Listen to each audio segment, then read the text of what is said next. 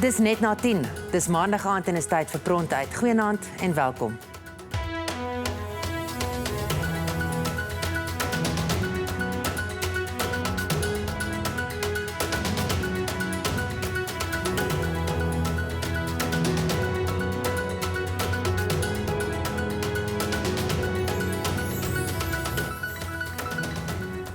Daar is bijna niks in die wêreld waaraan 'n mens nie verslaaf kan raak nie. Ons almal weet van alkohol, dwelms, dobbel en medisyne. Deesdae raak mense ook toenemend verslaaf aan speletjies, oftewel gaming, en sosiale media soos Facebook en WhatsApp. Suid-Afrika is volgens die Wêreldgesondheidsorganisasie een van die mees verslaafde nasies in die wêreld. Die Prontuitspan het met verslaafdes gaan gesels oor hulle pad met verslawing. Ons het ook met terapeute wat verslaafdes bystaan gesels. Die Elim Kliniek Oos van Johannesburg is vanjaar 60 jaar oud. Dit was aanvanklik 'n inisiatief van die destydse Suid-Afrikaanse spoorweë vir hulle werknemers wat te veel alkohol gedrink het. Susan van Niekerk, die kliniese bestuurder van Elim, verduidelik wanneer iemand verslaaf is. Verslawing beteken ek het beheer verloor. En as jy beheer verloor, dan het jy dit 'n negatiewe impak. En gewoonlik is die negatiewe impak nie net op een vlak nie. Jy kan gaan kyk, dit lê op 'n fisiese vlak, emosionele vlak, 'n sosiale vlak wat jou verskillende verhoudings insluit, jou lewenstyl vlak, jou spirituele vlak en ek sou nie sê daar's enige goeie verslawing nie. You find that with addiction, it is a brain relapsing illness, and being a brain relapsing illness is also progressive. There is no one who plans to be an addict. You find that everyone who is then becoming an addict at the later stage, they didn't think it was going to get there. Meaning to say it is hereditary. You find that the genes, they play a big role into influencing a person to become an addict, where you find that where a person is born out of a family or one of the family members has an addiction, you find that that person is at least 50% vulnerable of being an addict. And we also look at 43%, which has been proven by research, where you find that it's people who also cannot deal with emotions. It doesn't matter what kind of emotion, it can be a positive or a negative emotion, as well as 7% being the environment, where you find that a person grows up from a family where everybody is drinking or everybody is using daha, so that person doesn't know any other kind of lifestyle. Na 'n mislukte verhouding het Paul, 'n gerehabiliteerde dobbelverslaafde, in 'n casino gaan sit om van sy depressie te probeer ontsnap. Dit het gou 'n verslawing geword. Na behandeling by Elim het hy 5 jaar laas gedobbel. I wasn't eating, I lost a lot of weight. I was never hungry. I was at the casino.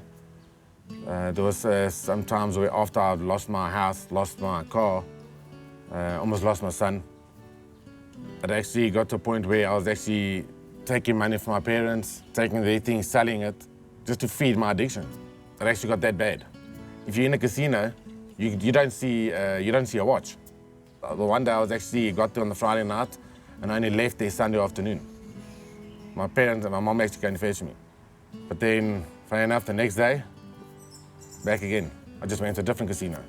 Everything was going out of proportion, you know, and it wasn't me. It wasn't the family, it was him. I couldn't take it anymore. It was just drifting everything apart. It was, how can I say, picking up problems with everything, everybody, and in the whole long run, it was all him. And then I had to put a stop to it. If I wanted the well-being of my son, this is what I had to do. Like they say, you've got to be cruel to be kind. Being a player, permanently playing at the casino, they gave me a hotel room to stay for free. And what I did, while I'm sitting in the hotel room, I'm sitting on my laptop playing online. That's how, in a casino, I'm playing online. That's how bad my addiction became. Unfortunately, I had to hit rock bottom before I actually got a wake-up call. It did kill me. As a parent, it did kill me. And it is difficult, very difficult for the parents, siblings, family members. This is when my son was taken away from me. I had nowhere to go. I was staying in the streets. And I mean, I remember the one night, I managed to get 100 rand. Believe it or not, I didn't spend on food and that again. I walked. I think it was about 30 Ks. I walked 30 Ks to go put this 100 rand into the machine. I'd lose the 100 rand, which takes 2 minutes, and then I had to walk all the way back, no food, no something to drink, nothing, and look for a place just to sleep. I had a squash membership. I remember that night I got back at 3 o'clock in the morning. I had my card with me. I actually went into the bathrooms and I fell asleep in the sauna. And the cleaner woke me up in the morning and said, "What are you doing here?" And it was at that point where I thought, I can't carry on like this. That's when they booked me in at Elim, and I told them that I want to do this and I need to do it for myself. Until he realized he was the problem, nobody could help him. Up until such times that he decided that he was the problem. Patrick Reardon het onwetend die eerste keer op 15-jarige ouderdom heroïne gebruik, maar eers op universiteit die dwelm baie gereeld begin gebruik en verslaaf daaraan geraak. Drugs het 'n doel om te dien.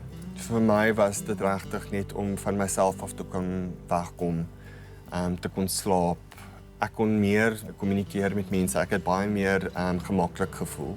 En so het ek aangekarring vir 18 jaar en was 'n bittere storie tot op die einde. Die progression het net erger geraak. Dit was met drank geweest wat ek agtergekom het, maar wag, ek het 'n probleem. Soos wat my vriende drink, was ek altyd 4 drankies voor almal. So die ding is, daar het ek agtergekom, maar shit, ek drink baie vinniger as wat die ander mense drink en ek wil alles klaar drink. Enige iets wat my mood verander of my laat anders te voel, wil ek baie van hê. As ek 'n hoofpyn het, drink ek 10 panades. Dit was altyd net meer en ek wil meer en meer hê. En ek het besef met heroin dat toe ek by die stadium kom wat ek nie meer kon lewe sonder dit nie. So elke keuse wat ek gemaak het, enige rigting waarin ek gegaan het, was gebaseer op waar my dealer is en waar ek heroin kan kry. En daar was niks wat ek kon doen nie. Ten daai tyd was dit te laat. Om sy verslawing te finansier, het hy hom vir 6 jaar lank gewend tot misdaad en prostitusie. Met die progressie of die progression of the disease of addiction, financially, emotionally, spiritually, gaan alles agteruit. Eventueel het my addiction my R1000 'n dag gekos en ek kon nie meer eintlik werk nie en ten daai stadium het my ouers ook net gesê ons stel nie meer belang nie. Maurits Kreer het na 'n ernstige motorongeluk verslaaf geraak aan pynmedikasie en kalmeerpille. Hy was 'n tyd lank skoon, maar het teruggeval. 'n Mens moet deeltyd vir die dokter sê dat jy nie moet opiate kry, want die oomblik wat jy dit kry, dan onthou jou brein en dan wil jy weer, dan is dit moeilik. En ek het erg hoofpyn gehad en ek was in 'n ander dorp en ek het vir die dokter vrou my iets spuit vir hoofpyn. En ek het nie vir hom gesê om nie vir my morfine te spuit nie. En hy het morfine gespuit en toe sit dit oor. Van daar af het ek verskriklik gesukkel. Ek het 'n hele klomp rehabs gedoen en ek moes baie hard werk om skoon te kom. Dis een ding om skoon te wees, maar om skoon te lewe is 'n ander ding. As jy verslaafde is, kyk dit gaan nooit weg nie, dis deel van jou. En jy moet jouself die hele tyd, jou boundaries en die goeders wat jy leer, soos hierso by Elim, moet jy gebruik. Jou oorlogsplan moet jy uitvoer die hele tyd. Ek was nou aan medikasie verslaaf, maar ek kan nie drank drink nie. Want drank gaan dit cross addict en jy gaan weer terugval op die medikasie.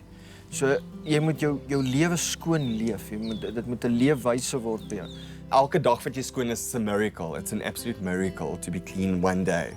So ek het baie kere gerelapse. Ek het dit moeilik gevind om weer te reïntegreer met society. Ek het nie 'n lewe sonder dwelms geken nie. So vir my was dit baie moeilik. Cravings is reël. Jy slaan koue sweet uit en jy slaap nie en al daai goedes. Dis nie 'n maklike situasie nie. Daar's basies 2 groepe triggers. Die een is die interne triggers wat ons gaan kyk na die unpleasant emotions, loneliness en verveling.